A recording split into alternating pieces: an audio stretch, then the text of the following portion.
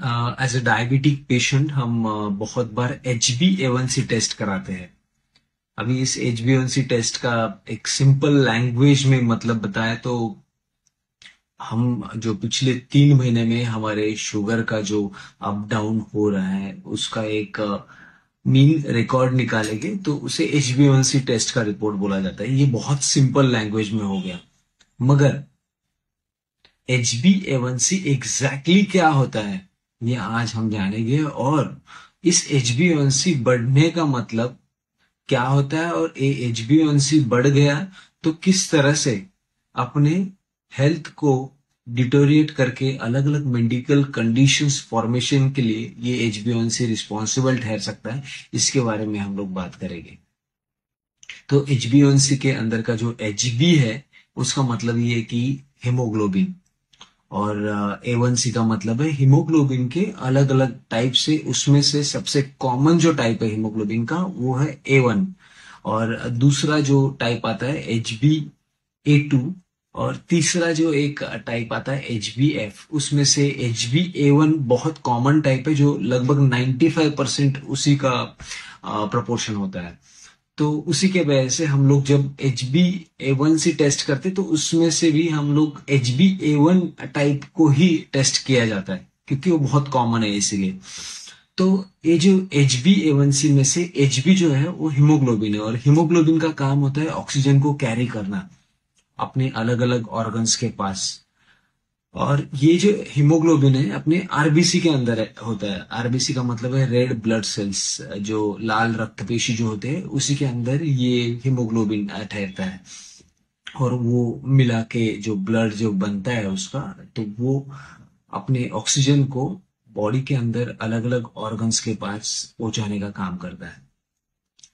अभी ये जो HbA1c है उसमें प्रॉब्लम ये हो जाता है कि अपना जो ग्लूकोज है उसका, ब्लड के अंदर जो ग्लूकोज है उसका एक टेंडेंसी होता है कि वो अलग अलग प्रोटीन्स को बाइंड करता है।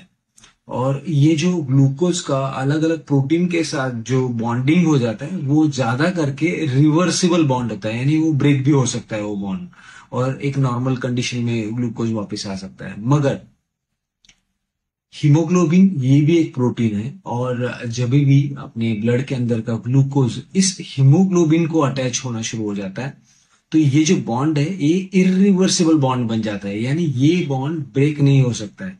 और ये जो बॉन्ड बनता है हीमोग्लोबिन और ग्लूकोज का, ये बॉन्ड बनता ही है आरबीसी के अंदर, रेड ब्लड सेल के अंदर। और अपने रेड ब्लड सेल का जो एवरेज लाइफ जो है लगभग 120 डेज के आसपास होता है। तो आरबीसी का लाइफ अगर 120 डेज के आसपास है तो हीमोग्लोबिन के साथ जो ग्लूकोज का बॉन्ड बना हुआ है उसका लाइफ भी 120 डेज ही बन जाता है। उसी के वजह से हम जब भी HbA1c टेस्ट कराते हैं तब उसका जो रिपोर्ट निकलता है वो लगभग 120 डेज के अंदर का ही स्कैनिंग हो सकता है। इसीलिए हमें HbA1c टेस्ट हर 3 महीने के अंदर रिपीट करना जरूरी है। अगर आप 4 महीने पहले के आपके शुगर की फ्लक्चुएशन चेक करना चाहते हो तो आपको आज HbA1c टेस्ट करके फायदा होगा नहीं है, क्योंकि वो लास्ट 3 मंथ्स के अंदर का ही रिकॉर्ड दिखाएगा आपको। उसका रीजन ये है कि आरबीसी का लाइफ 120 डेज है इसीलिए। तो जब भी ये ग्लूकोज का अपने हीमोग्लोबिन के साथ बॉन्ड बनने लगता है तो ये जो बॉन्डिंग है वो डिपेंड रहता है कि आपके शुगर लेवल कितने बढ़े हुए हैं।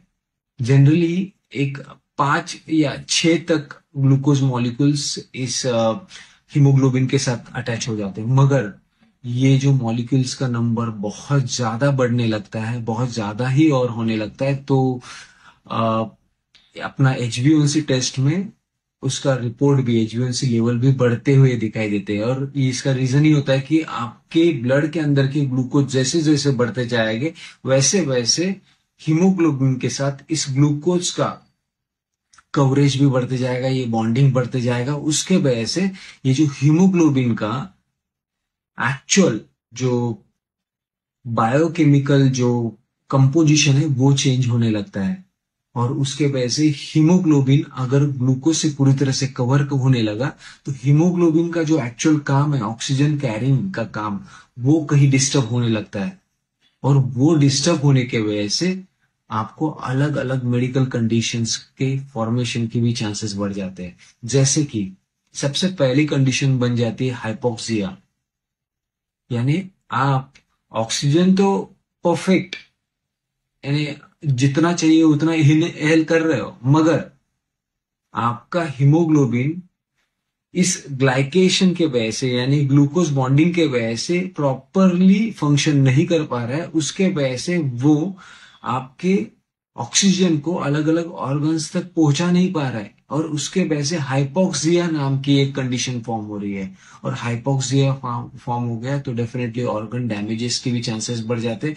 स्पेसिफिकली आप डायबिटिक फुट के बारे में सोचेंगे तो डायबिटिक फुट डेवलप होने में बहुत सारे पैथोफिजियोलॉजिकल जो कंडीशंस फॉर्म होते हैं या बायोकेमिकल डिस्टरबेंसेस क्रिएट होते हैं, उसमें से ये हाइपोक्सिया ये भी एक कंडीशन है जिसके वजह से आपको डायबिटिक फुट होने के चांसेस होते हैं। उसके अलावा फिर अल्जाइमर डिसीज, क्योंकि आपके ब्रेन के न्यूरॉन्स का भी डैमेज होने लगता है, ब्रेन डैमेज होने लगता है, उसके वजह से आपको अल्जाइमर डिसीज या डिमेंशिया या फिर डिप्रेशन ऐसे भी कंडीशंस फॉर्म हो सकते हैं।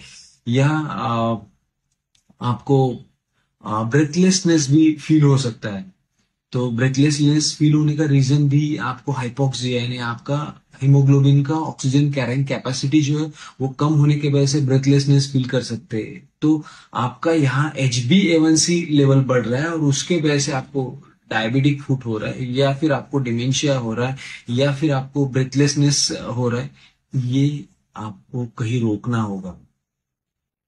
HbA1c लेवल कंट्रोल में रखने के लिए मेडिसिन के साथ साथ सबसे इंपॉर्टेंट जो फर्स्ट लाइन ऑफ ट्रीटमेंट ठहरती है वो ये है कि आपको आपके डाइट, एक्सरसाइज और लाइफस्टाइल मॉडिफिकेशंस के ऊपर काम करना होगा।